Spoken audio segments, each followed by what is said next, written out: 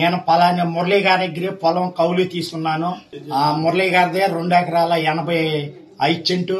అదే మొన్న మీడియాలో మాట్లాడితే నాయకుల్లో కొంతమంది గిట్టని నాయకుళ్ళు మామూలుగా ఈడిది ఏ ఊరు, ఈడిక్కడ మాట్లాడుతామేంటి, ఈడి ఊరెక్కడా, ఇదెక్కడా అని కొంతమంది మాట్లాడే నాయకులకి నోరు మెదకపోకుండా ఉండాలంటే ఇదిగో సార్ ఈ మురళీ గారు రామరాజపాలెం గ్రామంలో ఆయనది 2 ఎకరాల 85 సెంటు నేను కౌలుకి చేస్తున్నాను. 4-5 సార్లు నేను దీని చుట్టూ తిరిగినా, సచివాలయం చుట్టూ తిరిగినా నాకు కౌలు కార్డు ఇవ్వలేదు. ఏదో కావాలంటే మురళీ గారి దగ్గరికి వెళ్లి ఎర్పి చేసుకోండి, ఇదిగో ఫోన్ నెంబరా, ఇదిగో మురళీ గారు పుట్టావు, మాది బందర్ మండలం. ఈ మండలం ఎక్కడైనా, ఈ జిల్లాలో ఎక్కడైనా మాట్లాడే స్థాయి నాకుంది, నేను మాట్లాడతాను. అంత దమ్ముగల రైతుని నేను.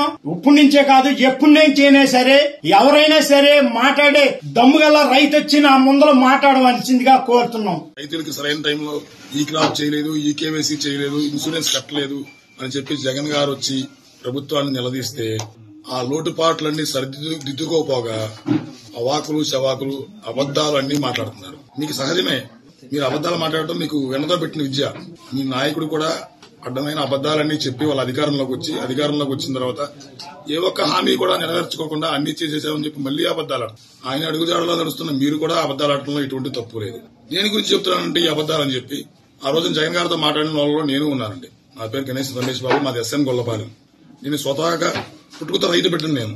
నా పేర 4 ఎకరాల 90 సెంట్లు పొలం ఉంది. ఈ రోజు ఈనాడు పేపర్లో రాశారు, ఇతను ఎస్ఎన్ గొల్లపాలెంకి చెందిన ఒక ధాన్యం వ్యాపారి, ఇతను కూడా ఫేక్ రైతు. ఇప్పుడు ఆయన గంజా వెంకటేశ్వర గారు చెప్పారు, కౌలు రైతు కార్డు కోసం తిరిగితే 4-5 సార్లు తిరిగితే ఆయన ఇవ్వకుండా ఇబ్బంది పెట్టి అతను కూడా ఫేక్ రైతు. ఇతను తీసుకొచ్చి పేటీఎం బ్యాచ్ అని అలర్ చేస్తున్నారు. అట్లాగే నన్ను కూడా ఈ రకంగా అబద్దాలు చెప్పి మీరు చేయడంలో మీకు ఇబ్బంది ఏమి లేదు. మీకు సరిపోతుంది ఇట్లా ఈ రకంగా అబద్దాలు చెప్పి జనాలు మోసం చేయడం. మీకు మీరే సాటి అని చెప్పి నిరూపించుకుంటున్నారు. మీరు ఆ నాయకుడు ఏం నిలదీశాడండి మిమ్మల్ని? ఆ రోజున జరిగిన పంట నష్టాన్ని యాజ్ ఇట్ ఈజ్ గా ఎంత నష్టం జరిగితే అంత రాయండి.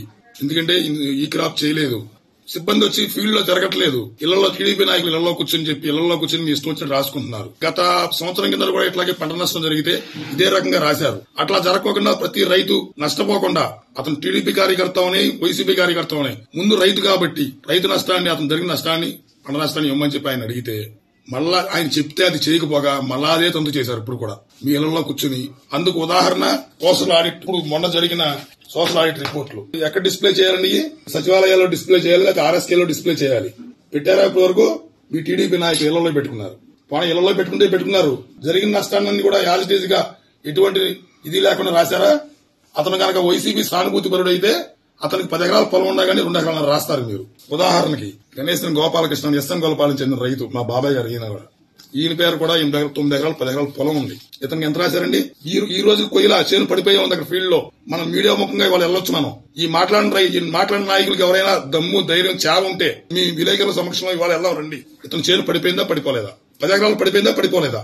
ఎందుకని ఇతను 10 ఎకరాలు ఎంతనే ఉన్నాయి, తర్వాత ఎంతనే ఉన్నాయి. పంట నష్టపరిహారం 2 ఎకరాలకి ఇస్తారో 3 ఎకరాలకి ఇస్తారో అసలు ఇవ్వకపోతారో అది మీ ప్రభుత్వం ఇష్టం. నమోదు చేయాలిగా, నమోదు చేయాల్సిన బాధ్యత మీకు ఉందిగా. ఎందుకని నమోదు చేయాలా? అదే మీ టీడీపీ సానుభూతి పరుడు అయితే అతను పొలం పడిపోలే, ఊళ్ళో ఎంత పొలం ఉంటే అంత రికార్డు చేస్తారా? ఇదేనా మీ పరిపాలన? వైసీపీ సానుభూతి పరుల దగ్గర మీరు రేపొద్దున శిస్తులు కట్టించుకోరా రైతుల దగ్గర? మరి ఎందుకు వివక్ష రైతుల మీద మీకు? ఇట్లాంటివి జరగకుండా ఉండాలని చెప్పి జగన్మోహన్ రెడ్డి గారు నిద్రపోతున్న ప్రభుత్వాన్ని మేలుకొల్పుదామని చెప్పి ఆయన రైతుల పరామర్శ చేస్తూ వస్తే ఫేక్ రైతులు అంటారు, అట్టప్లాఫ్ అంటారు. అట్టప్లాఫ్ అయితే మీరు బారికేడ్లు పెట్టి జనాలను ఎందుకు ఆపారు? రైతులు ఊళ్ళోకి రాకుండా ఎందుకు ఆపారు? వదిలేయచ్చు కదా. ఎక్కడికక్కడ కట్టడి చేశారు. కాబట్టి ఇప్పటికైనా రైతులు అబద్దాలు ఆడరండి. ఫేక్ మా రైతు కానివాడు ఎవడు రైతు చెప్పు, రైతు పుట్టుకుపుట్టినోడు ఎవడు అబద్దం చెప్పడు. నష్టం జరిగిందని చెప్పుకున్నారు కాబట్టి చెప్తారు. ఇప్పటికైనా ఈ దున్నపోతు నిద్రపోతున్న ప్రభుత్వం మేలుకొల్పి మా నాయకుడు జగన్మోహన్ రెడ్డి గారు డిమాండ్ చేసినట్టు యాజ్ ఇట్ ఈజ్ గా ఉన్నా జరిగినట్టు ఇప్పటికీ ఏది కొత్త జరగల, అంతా అక్కడ ఫీల్డ్ మీద అట్లాగే ఉంది. ప్రతి పంచాయతీలో ప్రతి ఊళ్ళో తిరగండి, మీరు కూడా తిరగండి, మీ నాయకులను తిప్పండి, అధికారం తీసుకెళ్లి తిప్పండి. జరిగినట్టు యాజ్ ఇట్ ఈజ్ గా ఇవ్వమని చెప్పి ఈ ప్రభుత్వాన్ని డిమాండ్ చేస్తారు. అక్టోబర్ నెల దాటిపోయింది, రైతు భరోసా ఇచ్చారా? పంటల బీమా ఇస్తున్నారా? కౌలు రైతులకి అసలు రైతు భరోసానే లేదు.